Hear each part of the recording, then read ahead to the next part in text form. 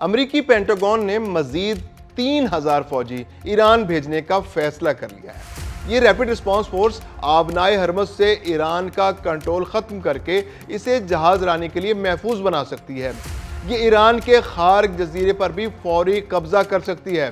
خارق جزیرہ ایران کی تیل برآمدات کا مرکزی دروازہ ہے۔ ایسے میں امریکہ ایران کو مجبور کر سکتا ہے کہ وہ فوری طور پر مذاکرات کی میز پر آئے، آبنائے ہرمز کو کھول دے، لیکن اس کے پیچھے بہت سے خطرات بھی چھپے ہوئے ہیں۔ امریکی افواج کو نشانہ بنانا ایران کے لیے بہت آسان ہوگا۔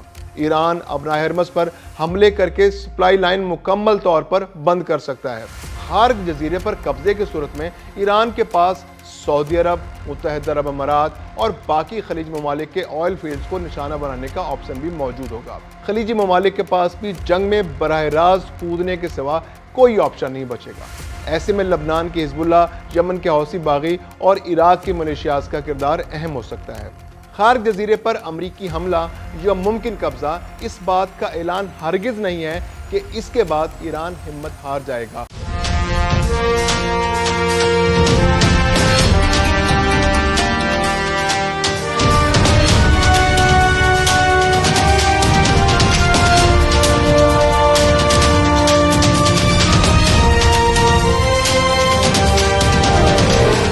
السلام علیکم۔ امریکی پینٹاگون نے مزید 3000 فوجی ایران بھیجنے کا فیصلہ کر لیا ہے۔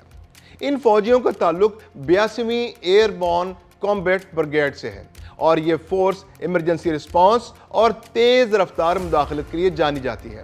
اب ایک ایسے ملک میں جس کی آبادی 9 کروڑ اور جس کی فوج 6 لاکھ فوجیوں پر مشتمل ہو اور جس کا رقبہ بھی 16,48,000 مربع کلومیٹر ہے، اس میں 3000 فوج اتارنا ان فوجیوں کی موت کے پروانے پر دستخط کرنے کے مترادف ہے۔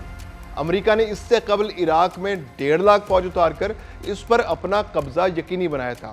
افغانستان میں بھی تقریباً 2 دہائیوں تک امریکہ کے لاکھوں فوجی موجود رہے، لیکن ایران کے لیے صرف 3000 فوجی؟ تو آخر امریکہ ایسا کیوں کرنے جا رہا ہے؟ اس کے لیے ہمیں ذرا معاملے کی گہرائی تک جانا پڑے گا۔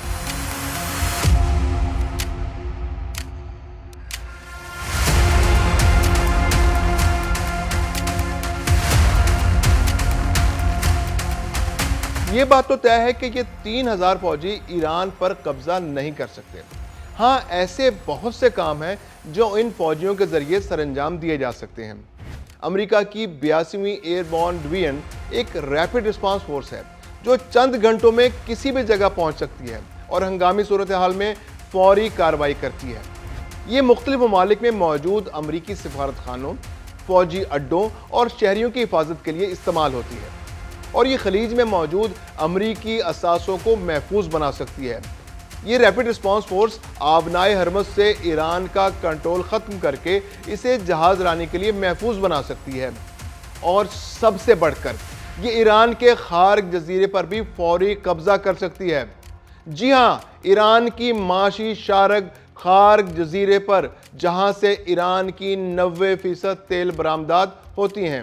ایران تیل کے ذخائر رکھنے والا دنیا کا تیسرا بڑا ملک ہے اور اس کی معیشت کا مکمل انحصار تیل اور اس کی مصنوعات کی برآمدات پر ہے، اور ایران کی 90% تیل اور گیس برآمدات خارق جزیرے سے ہوتی ہیں۔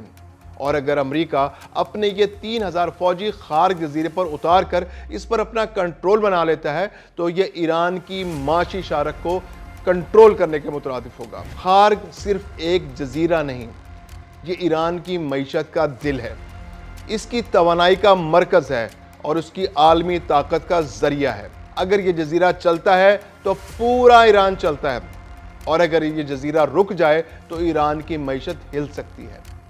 یہ جزیرہ ایران کی سب سے بڑی طاقت کے ساتھ ساتھ ایران کی سب سے بڑی کمزوری بھی ہے۔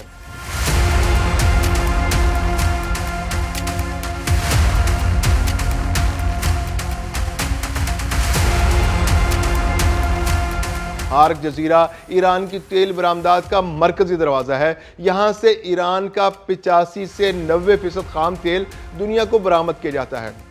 ایک اندازے کے مطابق روزانہ 1.5 ملین بیرل تیل یہاں سے لوڈ اور عالمی منڈیوں تک جاتا ہے۔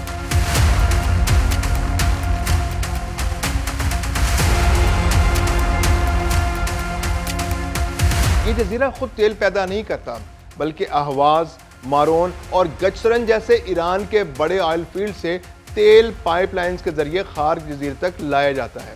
یعنی پورے ملک سے نکالا جانے والا تیل پہلے خارق جزیرے پر پہنچایا جاتا ہے اور پھر یہاں سے دنیا کو جاتا ہے۔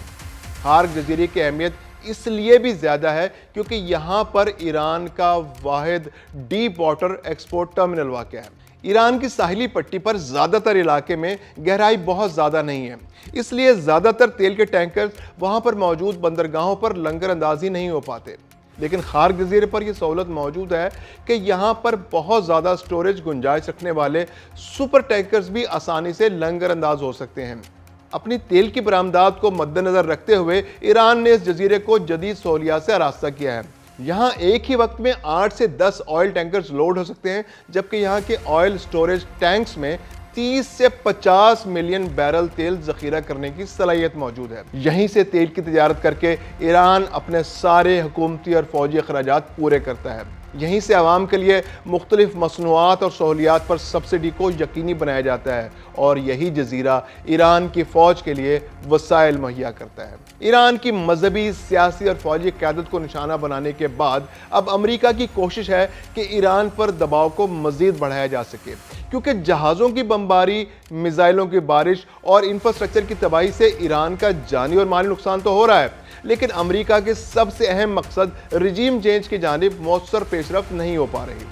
وجہ یہ ہے کہ اتنے سارے نقصانات کے باوجود ایران پیچھے ہٹنے اور مذاکرات کے لیے تیار نہیں ہے، اور جنگ میں ابتدائی نقصانات کے بعد امریکہ میں اب اتنی ہمت نہیں ہے کہ وہ ایران میں اپنے زمینی فوج اتار کر ملک پر اپنا قبضہ بنا لے۔ ایسے میں اس نے خارق جزیرے پر قبضہ کرنے کی حکمت عملی بنائی تاکہ ایران پر مزید دباؤ ڈال کر اپنے مقاصد پورے کیے جا سکیں۔ حالیہ جنگ میں امریکہ پہلے ہی خارق جزیرے پر ایک بڑا حملہ کر چکا ہے، جس میں جزیرے پر موجود ایران کے 90 سے زائد فوجی اہداف کو نشانہ بنایا گیا تھا۔ اس میں بڑے پیمانے پر فوجی تنصیبات کو نقصان پہنچا، جبکہ بہت سے ایرانی فوجی بھی شہید ہو گئے۔ یہاں دلچسپ بات یہ ہے کہ اس حملے میں ایران کی تیل کی تنصیبات کو جان بوجھ کر نہیں چھیڑا گیا، جو اس جزیرے میں امریکی مفادات اور ممکنہ عزائم کی نشاندہی کرتا ہے۔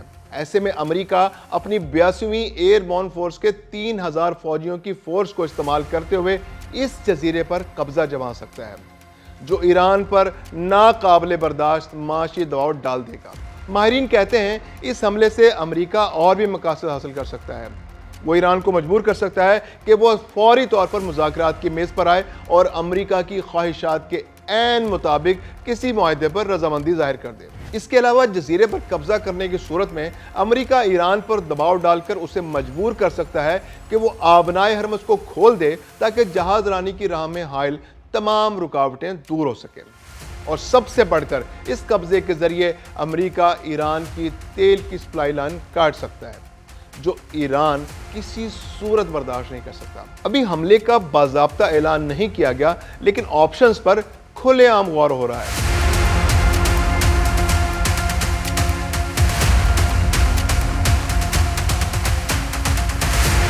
خارق جزیرے پر قبضے کا آپشن بظاہر کافی سود مند لگتا ہے، لیکن اس کے پیچھے بہت سے خطرات بھی چھپے ہوئے ہیں۔ سب سے پہلے عالمی سطح پر تیل کا بحران پیدا ہو سکتا ہے، جس میں تیل کی قلت اور قیمتوں میں کئی گنا اضافہ ہو سکتا ہے۔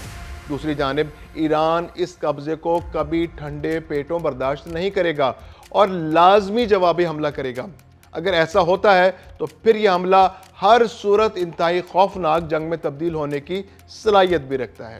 براہ راست فوجی کارروائی ایران کا پہلا اور سب سے متوقع رد عمل ہوگا، اور جزیرے پر موجود امریکی افواج پر حملے کے لیے یقیناً میزائلوں اور ڈرونز کا سہارا لیا جائے گا، کیونکہ خارق جزیرہ ایران سے محض 25 سے 30 کلومیٹر دور ہے۔ اس لیے وہاں موجود امریکی افواج کو نشانہ بنانا ایران کے لیے بہت آسان ہوگا، اور امریکی فوجیوں کے پاس اپنے دفاع کے لیے وقت بھی بہت کم ہوگا، کیونکہ کسی میزائل کو 25-30 کلومیٹر کا فاصلہ طے کرتے ہوئے فقط چند سیکنڈ ہی لگتے ہیں۔ اتنے تھوڑے فاصلے سے تو بہت سی توپیں بھی اپنے اہداف کو نشانہ بنا سکتی ہیں۔ ڈرونز اور کشتیاں بار بار امریکی افواج کو نشانہ بنا سکتی ہیں۔ خارق ایک چھوٹا اور محدود وسائل والا جزیرہ ہے، جہاں فوجی خوراक, ईंधन और हथियार बाहर से लाने होंगे। ईरान अबनाए हरमस पर हमले करके सप्लाई लाइन मुकम्मल तौर पर बंद कर सकता है। ऐसे में ये जजीरा चंद ही हफ्तों में नाकाबिले इस्तेमाल हो जाएगा। और दूसरी तरफ अबनाए हरमस मुकम्मल तौर पर बंद होने से अमेरिका और उसके इत्तेहादियों पर मजीद दबाव बढ़ेगा, क्योंकि अबनाए हरमस से दुनिया का 20% तेल गुजरता है। खार्ग जजीरे पर कब्जे की सूरत में ईरान के पास सऊदी अरब, मुत्तहिदा अरब अमारात और बाकी खलीज ममालिक के ऑयल फील्ड्स को निशाना बनाने का ऑप्शन भी मौजूद होगा। ईरान इस बारे में पहले ही वार्निंग दे चुका है कि अगर अमेरिका और इसराइल ने उसके ऑयल एंड गैस फील्ड्स को निशाना बनाया तो वो जवाब में अमेरिका के इत्तेहादी खलीजी ममालिक के ऑयल एंड गैस फील्ड्स को निशाना बनाएगा। इस तरह ये जंग यकीनन पूरे खित्ते में फैल जाएगी और ऑयल फील्ड्स पर हमले के बाद खलीजी ममालिक के पास भी जंग में बराह रास्त कूदने के सिवा कोई ऑप्शन नहीं बचेगा। खित्ते में मौजूद ईरान नवाज मुताहरिक ग्रुप भी इसराइल और खलीजी ममालिक के लिए मजीद नुकसानात का सबब बन सकते हैं। ऐसे में लबनान की हिजबुल्लाह, यमन के हौसी बागी और इराक की मलेशियाज का किरदार अहम हो सकता है। ये तो जंगी जवाब हो गया। ऐसे में ईरान को फौरी तौर पर मुतबादल रास्ते भी तलाश करना पड़ेंगे जहां से वो अपनी तेल की बरामदात जारी रख सके। उसे महदूद बरामदात के लिए अपनी छोटी बंदरगाहों को इस्तेमाल में लाना होगा। जहां ज़मीनी रास्ते इस्तेमाल हो सकते हों वहां उन्हें बरोए कार लाकर अपनी तिजारत को जारी रखना होगा। ये बज़ाहिर नामुमकिन लेकिन इंतहाई मुश्किल अमर होगा, क्योंकि इस तरह ईरान अपनी तेल की तिजारत को दोबारा शुरू तो कर सकता है, लेकिन ये ज़राए खार्ग जजीरे का मुतबादिल नहीं बन सकते और ईरान को अपने तेल की तिजारत के एक बड़े हिस्से से हाथ धोना पड़ सकता है। ऐसे में ईरान के पास एक ऑप्शन ये भी होगा कि वो आलमी बरादरी के सामने इस मसले को उजागर करे, अक़वाम मुत्तहिदा के पास जाए, अमेरिका को जाहिर साबित करे, चीन और रूस से राब्ता करे और उनकी मदद से अपने तेल की तिजारत को दोबारा अपने कदमों पर खड़ा करे। और इन सब तरीक़ों से भी अगर ईरान कोई मौसर कार्रवाई न कर सके तो फिर उसके पास एक ऑप्शन बचता है और वो है अपने ही हाथों खार्ग जजीरे में मौजूद तेल की तंसीबात और इंफ्रास्ट्रक्चर को तबाह कर दे, ताकि अगर वो ईरान के काम ना आ सके तो अमेरिका और इसराइल के भी काम ना आए। खार्ग जजीरे पर अमेरिकी हमला या मुमकिन कब्जा इस बात का ऐलान हरगिज़ नहीं है कि इसके बाद ईरान हिम्मत हार जाएगा और ये जंग खत्म हो जाएगी, बल्कि इस हरकत के बाद तो यकीनन जंग का वो मरहला शुरू हो जाएगा जो पहले से बहुत ज़्यादा तबाहकुन होगा। इसलिए बेहतर है कि दुनिया की ताकतें इस मामले में कूदें, अमेरिका और इसराइल को समझाएं कि अमन ही पूरी दुनिया की बका है। पाकिस्तान की सालसी में मुज़ाकरात की जो बातें हो रही हैं ये भी अमन को एक और मौका देने की कोशिश है। इन मुज़ाकरात के ज़रिए भी खित्ते का अमन वापस आने की उम्मीद की जा सकती है।